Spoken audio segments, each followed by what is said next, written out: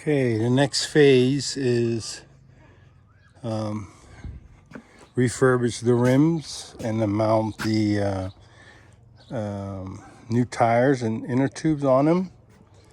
As far as on the tractor, I am going to count every single grease zerk and basically replace them with new ones. And then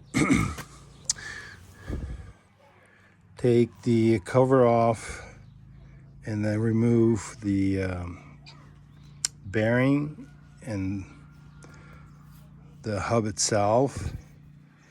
Get it all cleaned up, degreased, and then repacked the bearings and then remount them.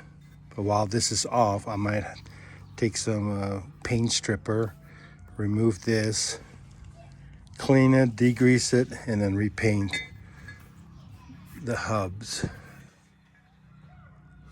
And then same goes with the other side. And then just basically start working on the frame. I'm gonna take all these panels off, get them stripped from the old paint, and then redo it. These lights, the other one is burned out, but these supposed to be black. And everything's off. I might take the muffler, get this sandblasted, get repainted, and then degrease the engine, get the carburetor all redone. I got new gaskets for the pan, oil pan, and then yeah, take this off, get them repainted, get the frame painted, axles, seals.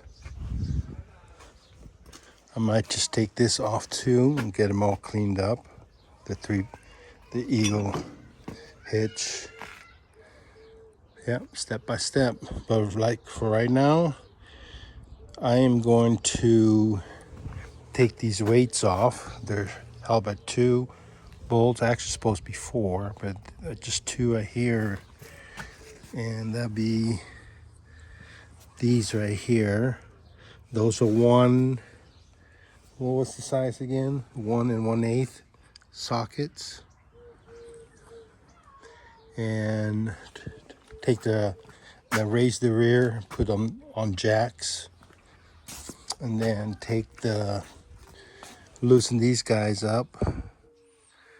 Take the rim off with the tire, put that aside, and then take the center wheel off, so I'll have access to the seals. And in order to get the wheel off, you loosen these and yeah, loosen those, and then this comes apart and then should slide right off, I hope. And then get the CSC. That's another grease zerk right there.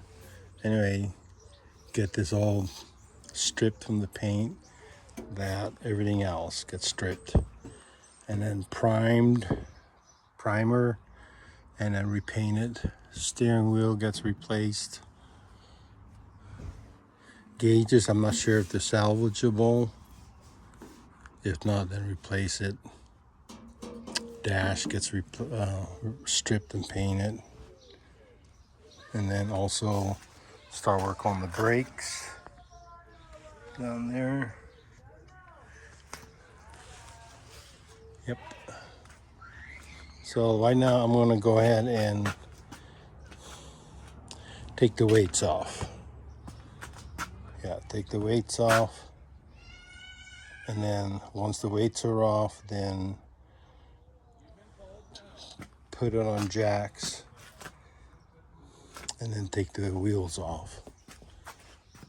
Yeah. This is already replaced. Okay.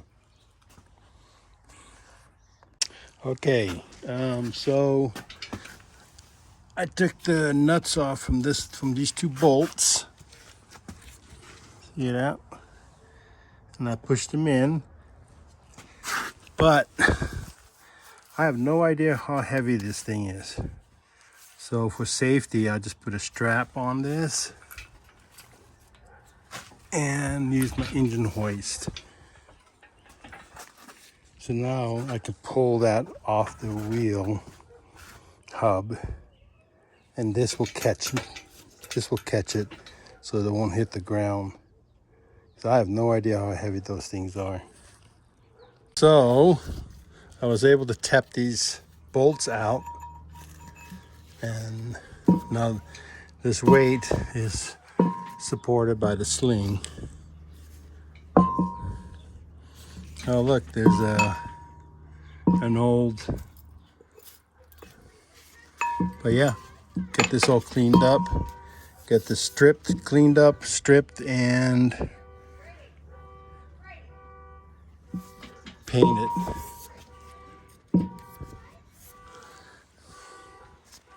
Cool.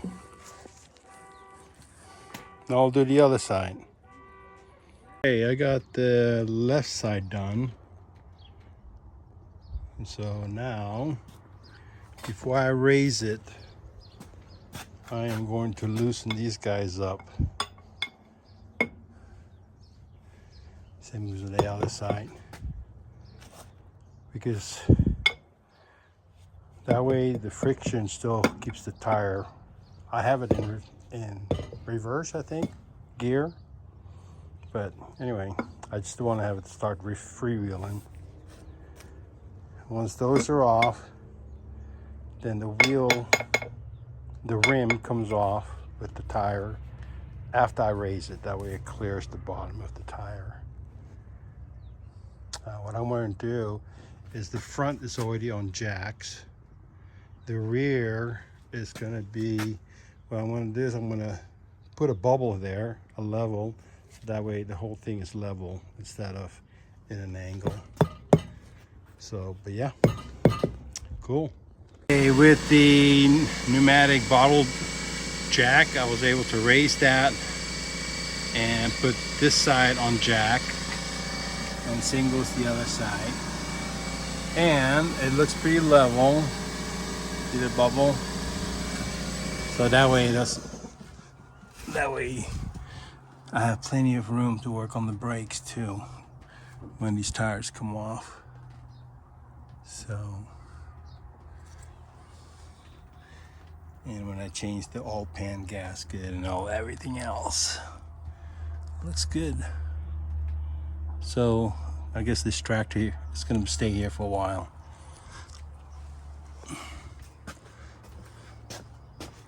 It looks like from behind.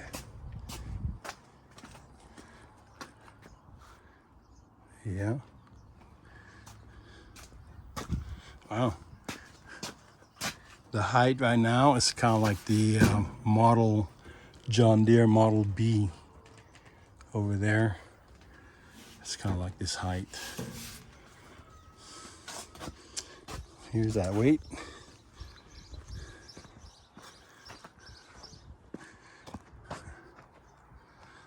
Yeah, looks good. Plenty of room to work under.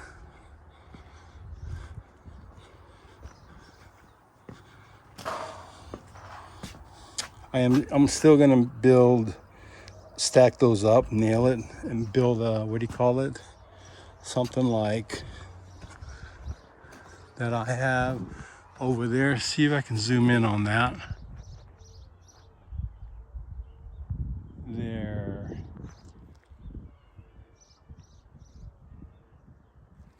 See how the 2x4s are stacked? They're nailed together, so I just a little more stability and safety. I'll put one up front. Sorry. I'll put one up front right here, and then one in the middle back there underneath it, just in case these jacks fail. the tractor has something to land on. So, alrighty. Okay, same goes with the tires. When I take these off, these bolts, I'm gonna have some lift on this, and that way I can just evenly pull that off, the rims off the wheel, and then put them somewhere. But yeah, it's like having a second person, I guess. Okay, just for notes, this bracket right here, this bracket fits like right there, like that, like this. Okay, so that way you can see these marks. So these marks, this right here, those marks fits right there, like that. Anyway, guess I can take these off, get them cleaned up, get them painted.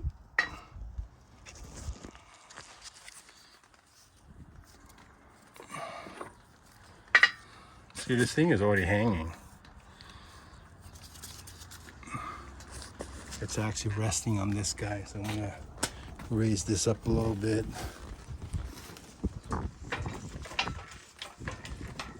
There, see. Take this off. So now I can move this tire away from this wheel. Yep, perfect. Okay, I just moved this tire off from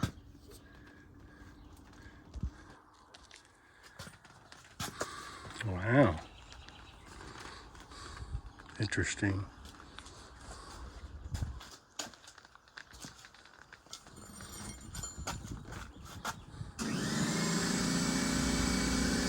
Okay, so let me do the other tire and then we'll call it a day.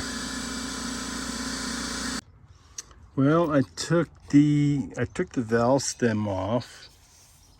I have never seen a valve stem like that before with this thing. Isn't that weird? And it just screws on like that. What's the purpose for that, like that?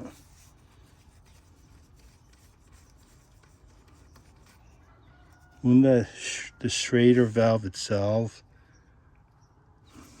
fit in there? Why would they have a design like this? Interesting. Let's see if there's a thread.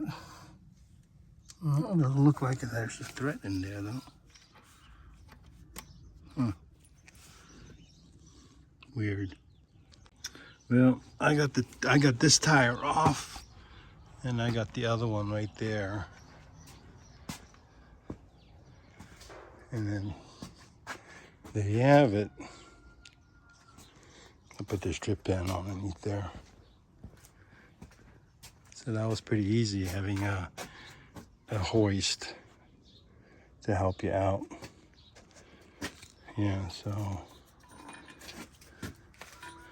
I'll take these out, get them all cleaned up.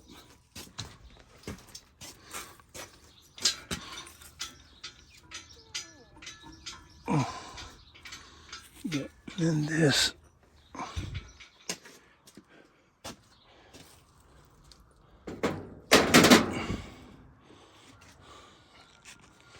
Yeah, that's weird. These valve stems. Never seen that before.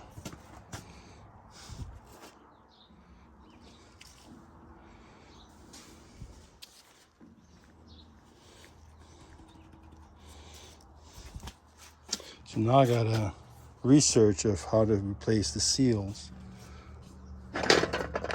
Now that I got the tires off.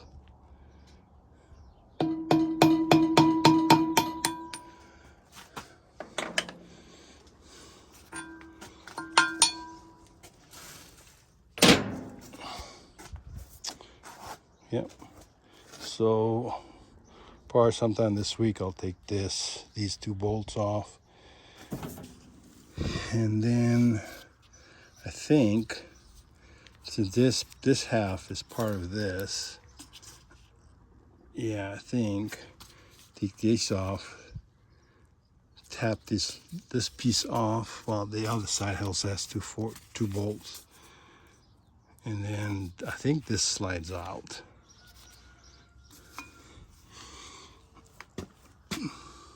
Yeah.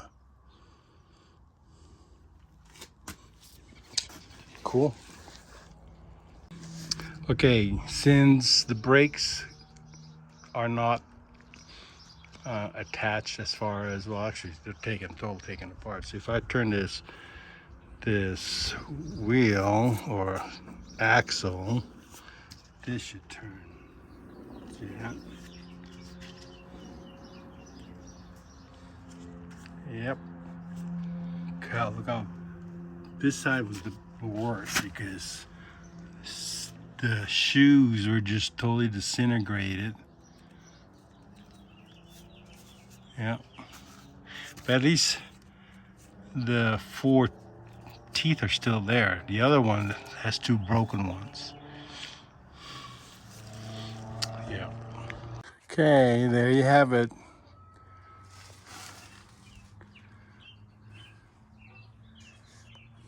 Done for today. If you're wondering, about 6 ton. It's for this little tractor, that's probably overkill. But see, the thing is that I have 2 John Deeres right there. And let's see, 2 summers ago, this is the Model B. This is also a 1951 Model B. Yeah. And 2 summers ago, I went on the scales for the tractor pull. And this one weighed, what was that? 6,400, no, 6,034. What was that? Anyway, I got rid of it now. I mean, it wasn't, these things are not light. Now, this is a Model A. You can see, let me go back up a little bit. You can see the difference between a Model B, 1951, Model A, 1951. See the difference?